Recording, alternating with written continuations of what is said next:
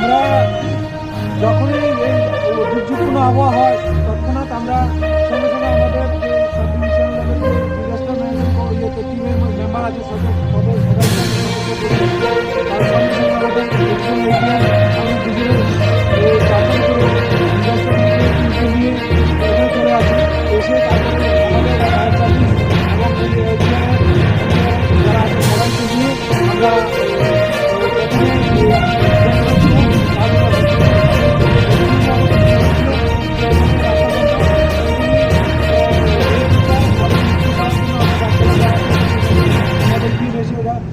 করে দিয়েছে এবং এখন রাস্তা স্বাভাবিক চলাচল শুরু হয়েছে।